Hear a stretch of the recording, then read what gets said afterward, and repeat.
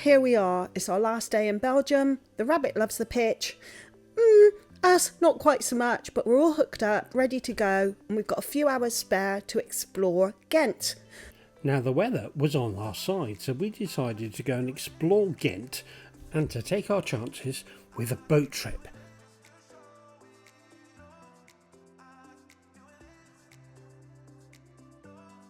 Now, we learned a ton of stuff about Ghent on this boat trip, most of which we've forgotten, but it's clear that the waterways were the main mode of transport and were economically extremely important in Ghent in the past. Many of the building signs are at the bottom of the buildings, which is odd, and there's a strong maritime history.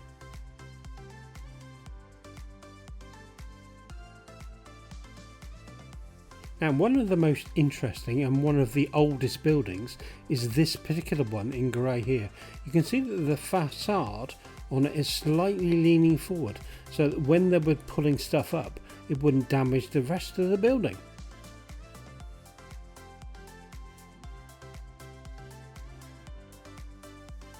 And many of you may know that children and having a wee is a bit of a thing in Belgium. Well, it's no exception here, with this young lad having a wee, and beside him, believe it or not, are his two sisters also having a wee, which is really odd. I'm sure there's some big historic reason for it, but I'm blowed if I can remember what it was.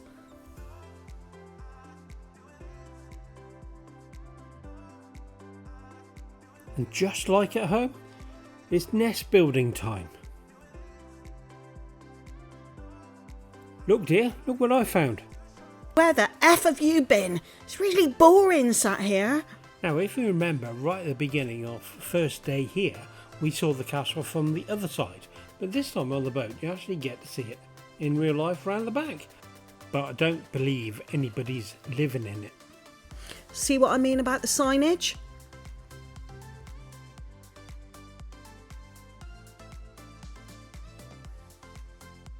This is clever. Can you see the fox? But when all said and done, it's about €10 each, which was cheaper than Bruges, and about an hour's worth of trip. That's pretty good value for money, methinks. Or I suppose you could just watch the world go by. Hey, you maybe fancy a bit of Banksy. What's that on your veranda, look? But some food was beckoning before we had to head back and catch our ferry later on.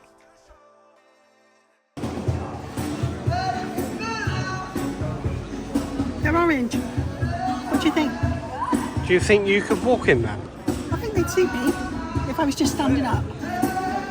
And not walking? No.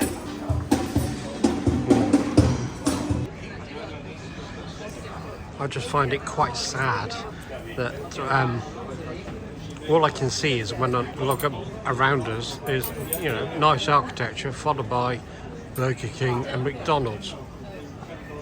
Don't you find that? Yeah, but it's everywhere we went. It's been the same. And if I just zoom in over there, or not zoom in, change the focus to over there, that is McDonald's. And then I'll change the focus to just there, and that is Burger King. Just everywhere you go, isn't it? They're everywhere. Yeah. There's loads of them here though. There were more in Antwerp. Yeah, true. However, having said that, we have not been to any of them during our stay. No, we haven't. What is that? Cappuccino. Really? Very nice food here, I have to say. Remember, the cream's called slag room. Yeah. It's called what? Slag room. Slag room. They don't say it like that. Okay. Slag room or something. Okay. It's very funny. But even if they call cream slag room or slag voom or however they say it, what you can't see here is that I ordered Belgian stew, which actually meant sauce with veg and half a chicken in it, which took me about 3 weeks to eat. It was very nice though. But once we left there, hopped back on the bus, back to site, and got the cover back on the caravan because it was time to go. It's been an interesting week. Turn left onto Zeeland. And we've had a very muddy pitch, but it's done. Yeah, some would have to say whether that is an all-weather pitch. Well, I suppose it is all-weather. You do get all weathers. Yeah, yeah. It's not the same as at home though, an all-weather pitch. You don't get covered in mud, do you? Hang on, there's a car coming.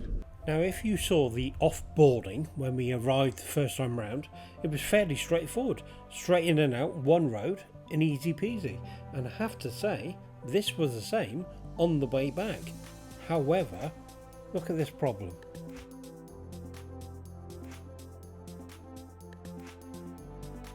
Well, we're here. Yes, we are.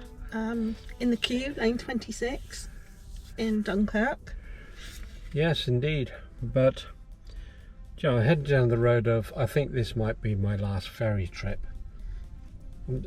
I'm looking at this, and our 12 o'clock ferry has now been delayed by 45 minutes. Yeah. Again. Yeah, it was delayed an hour coming out. So every time we come, yeah, a minute. I don't know, every time we seem to come, there seems to be delays. Except when you go by train. And there's now not that much difference between the price and between ferries and train. We're doing the train in August, aren't we? We're doing the train in August, yes.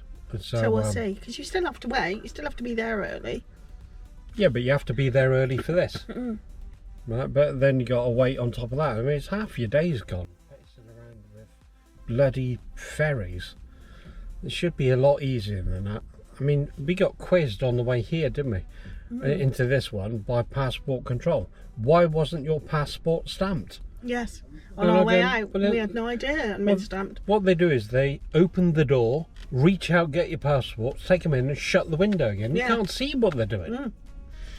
And we had to provide proof that we'd actually been away for a week. Away for a week. So if I chucked our accommodation voucher away, we wouldn't have been able to prove it. Well, we would have. I would have to have found the email and done it that way. But what a faff.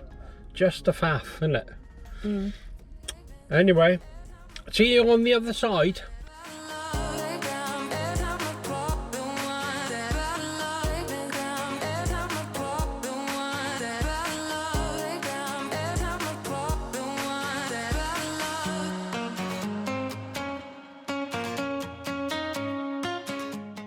But eventually, everything starts moving, except for us.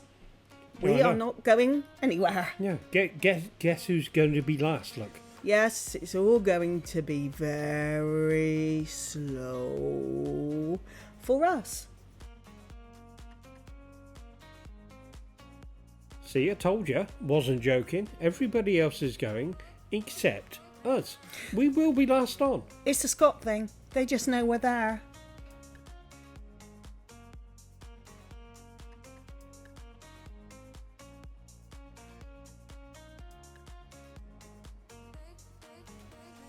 And literally, we are second car, penultimate job, being last.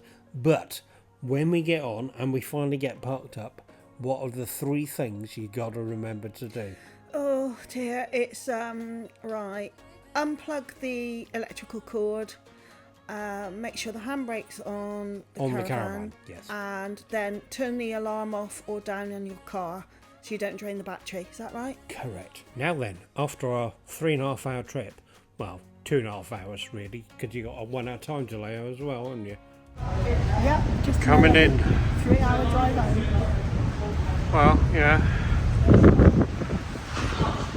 Busy old shipping lane. It may be busy, but we found it was a pretty uneventful journey back, if a bit windy, until we got closer and closer to Dover. When we found that when you have a delay one end, you might, well, have a delay the other end, because there was a massive traffic jam of great big giant boats, which we were caught up in. And so problem number 1 arrives when we get into the actual harbour itself. There is a ship ready to leave, but it can't leave until we got in. So we have to get out of the way in order for that to get underway. Then our harbour's free, so in we trot. And finally we're back in England, having enjoyed a week in Belgium. So please like, subscribe, And hit that little bell.